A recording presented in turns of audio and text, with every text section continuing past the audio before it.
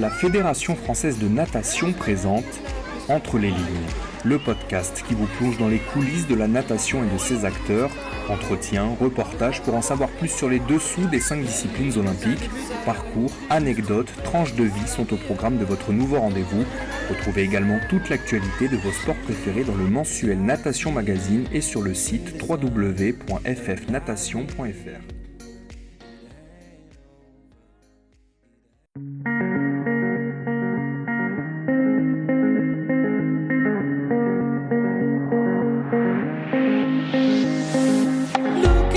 Pour ce nouvel épisode d'Entre les lignes, Natation Magazine part à la rencontre des coulisses de la natation artistique. Thomas Simons est avant tout un passionné d'art. Passé par une carrière de directeur artistique, il est notamment le réalisateur du film Immergé, un long métrage documentaire consacré à l'équipe de France de natation artistique et son parcours aux Jeux Olympiques de Rio. Toujours animé par l'expérience de ce film, il a récemment fondé la revue photographique Fishtail Mag, l'unique revue mondiale consacrée à la natation artistique et à ses coulisses. Qu'il n'y en avait pas. D'accord. Et donc, c'est assez surprenant pour un sport de ne pas avoir une revue qui lui est dédiée, parce que c'est vrai qu'on retrouve, des magazines très très spécifiques, très niches, sur des disciplines vraiment peu pratiquées, et on se dit qu'on se pose la question de savoir pourquoi il n'y en a pas en natation artistique. Donc l'idée, elle est venue de ça, de ce constat-là. Moi, je suis photographe et donc je me suis spécialisé dans ce sport un peu par hasard, par des rencontres. Je ne suis pas du tout photographe sportif à la base. Je travaille plutôt dans la mode. D'accord. Mais j'ai réalisé un documentaire en 2016 sur Laura Auger et Margot Chrétien, sur leur parcours olympique. D'accord. Parce que je connaissais Laura d'avant. Ok. C'est le reportage Immergé, c'est ça, le documentaire Immergé? C'est Immergé, oui, tout à fait. D'accord. C'est Immergé. Et suite au documentaire, j'ai constaté que les photos que je publiais, parce que j'avais créé un compte Instagram dédié, les photos dédiées à ce film marchaient plutôt bien. Et je me suis rendu compte qu'en fait, il n'y avait pas tellement de regard artistique en termes d'image sur ce sport. Ça existait un peu, mais c'était vraiment pas développé. Donc ça a très vite pris, et en fait, petit à petit, je me suis spécialisé dedans, puisque j'ai été invité sur des compètes, et que, en fait, très vite, dans ce milieu, comme dans tout milieu un peu niche, un peu où c'est une grande famille, très vite, tout le monde se connaît en réalité. Donc suite à ce constat-là, moi, j'ai proposé l'année dernière à Liz Corman, qui est une photographe, c'est un peu mon homologue américaine, c'est-à-dire que c'est une des seules photographes qui travaille vraiment un aspect plus artistique sur l'imagerie de ce sport. Et donc je lui ai proposé qu'on monte un magazine ensemble, consacré au sport. Voilà, et c'est comme ça qu'est né Fishtail Mag. Ça s'est fait extrêmement vite en fait, puisque l'idée est venue quand on était à l'Open de France, puisqu'elle était là, venue de Californie, elle était là, et je crois que 2 mois plus tard, sortait le premier numéro. D'accord. Au-delà du fait que ça soit un sport, la natation artistique, qu'est-ce qui vous plaît dans le fait de prendre des clichés donc liés à la natation artistique? Qu'est-ce que vous y retrouvez d'intéressant et quelle est la valeur ajoutée selon vous de ce sport par rapport à des sports plus courants, plus communs? Moi, je suis nageur à la base, donc j'ai fait, je nage encore, mais j'ai fait de la compétition à pas très très haut niveau, mais bon, j'étais à niveau national. D'accord. Et donc j'en ai fait sérieusement quand même, et donc j'adore l'eau. Ouais. C'est un peu bête, mais j'adore être dans l'eau, j'adore cet environnement, j'adore les piscines, l'odeur du chlore et tout. Totalement, ça. Ouais. Je suis très à l'aise, je suis beaucoup plus à l'aise là que dans d'autres milieux, donc ça c'était l'attrait, un grand attrait, même encore aujourd'hui. J'adore être dans cet environnement, je me sens vraiment bien. Et puis la spécificité de ce sport, c'est comme vous dites, que c'est pas seulement un sport. Et c'est un sport quand même qui permet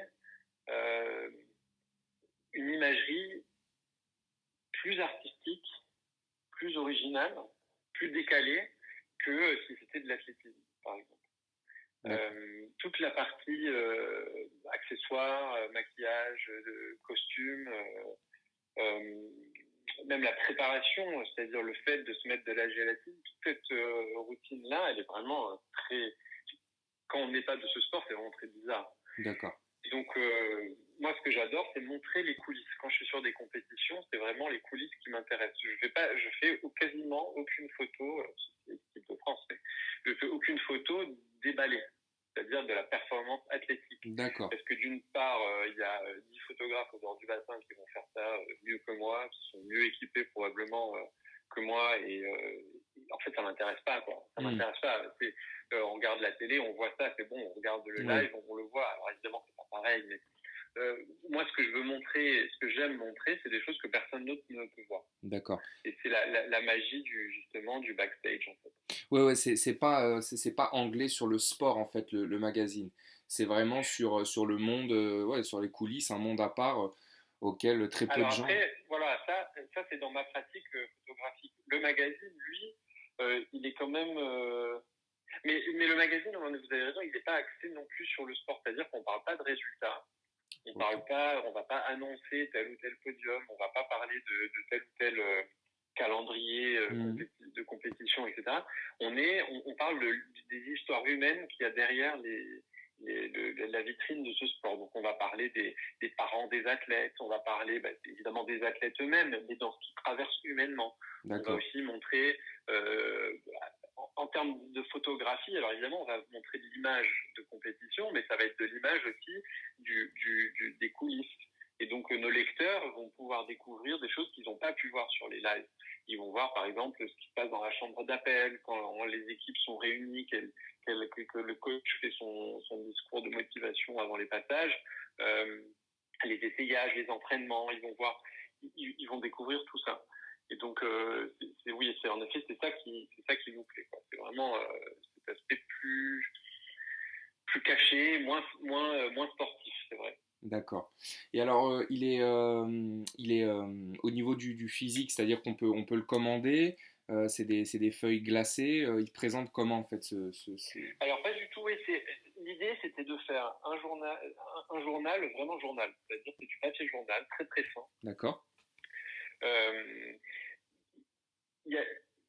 La première volonté, c'était de proposer quelque chose de physique déjà. C'était très important, surtout pour moi, parce que c'est pas ma première revue et je suis très attaché à l'objet physique. Je suis graphiste en fait à la base. Je suis directeur artistique de formation. D'accord.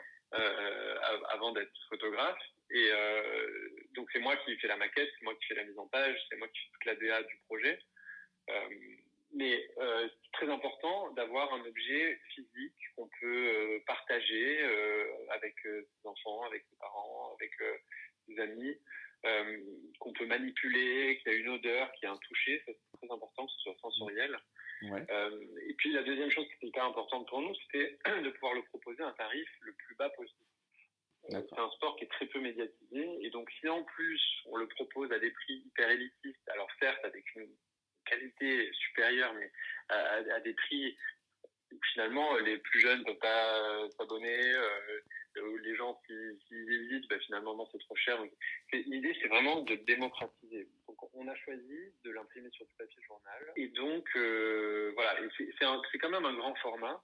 Okay. Hyper agréable, notamment pour les photos. On peut les imprimer en quand même très grand parfois. Ouais. Il y a 2 posters dans chaque numéro, donc ça reste quand même, c'est un peu plus grand que du A3 quand c'est ouvert. Donc pour une revue, c'est plutôt rare malgré tout, surtout à ces prix-là. Oui. Et donc voilà, donc évidemment, il y a des compromis, c'est-à-dire que la qualité d'impression photographique n'est évidemment pas aussi bonne que sur un papier glacé où les noirs sont vraiment noirs. Mais ça a le charme d'un journal où on a un petit peu une transparence, où on a ce toucher qui est vraiment propre à ce format-là, à ce support-là. Et donc voilà, donc ça c'était les 2 volontés. Et puis on le propose sous forme d'abonnement. Donc on ne peut pas acheter un numéro unitaire, on s'abonne.